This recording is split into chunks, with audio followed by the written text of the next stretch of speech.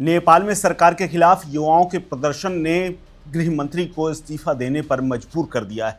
जी हां, आज कैबिनेट की शाम को बैठक हुई और इसी बैठक में गृह मंत्री ने अपने इस्तीफे की पेशकश की, जिसके बाद प्रधानमंत्री ने उसको अपने पास रख लिया और इस्तीफे को स्वीकार कर लिया है। हालांकि इस्तीफे की स्वीकार्यता की अभी पुष्टि नहीं हुई है, लेकिन गृह मंत्री ने अपना इस्तीफा दे दिया है। दरअसल नेपाल सरकार की ओर से कई सोशल मीडिया प्लेटफॉर्म पर रोक लगाए जाने के बाद सोमवार को राजधानी काठमांडू समेत कई इलाकों में लोग सड़कों पर उतर आए। कई शहरों में कर्फ्यू लगाना पड़ा। काठमांडू, पोखरा में कर्फ्यू लगाए जाने के बावजूद भी युवा विरोध प्रदर्शन में जुटे हुए हैं। नेपाल की संसद तक में दिन में वो घुस चुके हैं। इस दौरान पुलिस की गोलीबारी में अब तक 20 प्रदर्शनकारियों की मौत हो चुकी है, जिसके बाद हालात और गंभीर हो गए हैं। तमाम लोगों ने इन्हीं मौतों के बाद पूरे परिवार के साथ सड़कों पर उतरने की प्लानिंग कर ली है। नेपाल के गृह मंत्री रमेश लेखक ने इन तमाम मौतों पर दुख जताते हुए अपनी विफलता को स्वीकारते हुए इस्तीफा दे दिया है। इसे प्रदर्शनकारियों की बड़ी जीत माना जा रहा है।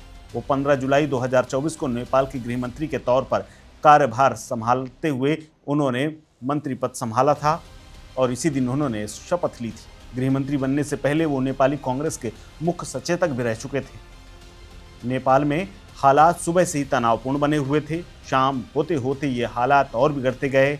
इसमें कंट्रोल होने की जगह कई जगहों पर युवाओं का प्रदर्शन तेज हो गया। इस बीच में नेपाली कांग्रेस की पदाधिकारी बैठक के दौरान गृह मंत्री रमेश लेखक ने अपने पद से इस्तीफे की पेशकश की, लेकिन बाद में जिम्मेदारी लेते हुए इस्तीफा दे दिया। उन्होंने इस्तीफा अपना प्रधानमंत्री को सौंप दिया है।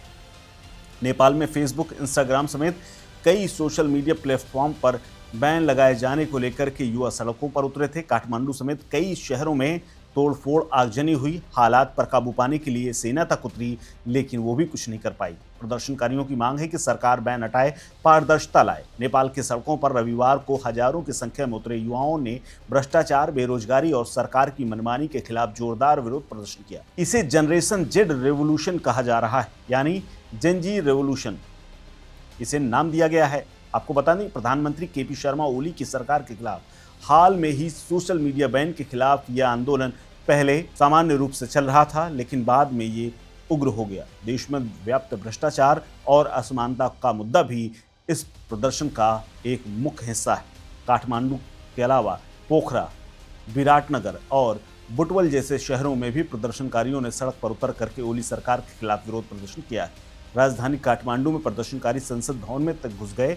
तोड़फोड़, आगजनी की। नेपाल के अलग अलग शहरों में पुलिस के साथ झड़पों में अब तक 20 लोगों की मौत हो चुकी है, जबकि 200 से ज़्यादा लोग घायल हैं। तमाम लोगों को सीधी गोली मारी गई।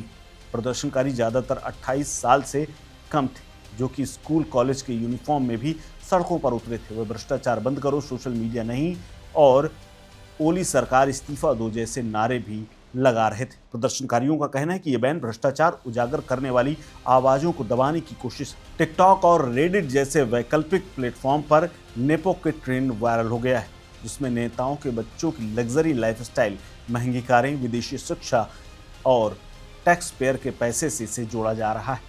इसके अलावा ओली सरकार के दौरान कुछ भ्रष्टाचार के मामले भी हैं, जिनके चलते सरकार घेरे में है। दरअसल ट्रांसपेरेंसी इंटरनेशनल के 2024 इंडेक्स में नेपाल 100वें स्थान पर है, जहां भ्रष्टाचार में 34/100 स्कोर मिला है, यानी 100 में से 34 नंबर। युवा बेरोजगारी लगभग 32% है और विदेश में पलायन करने वालों की संख्या हर दिन करीब 2000 है, जो कि देश छोड़ देते हैं और अपने पड़ोसी देशों में चले जाते हैं। इन मुद्दों ने भी इस पूरे मामले को और भड़काया है। अब देखना है कि नेपाल सरकार इस पूरे मामले से कैसे निपटती है। क्या वो अपने फैसले को वापस लेती है या फिर कोई तीसरा रास्ता निकलता है। इस खबर में फिलहाल इतना ही। अपडेट्स के लिए बने रहिए वन इंडिया हिंदी के साथ। नमस्कार। Subscribe to One India and never miss an update. Download the One India app now.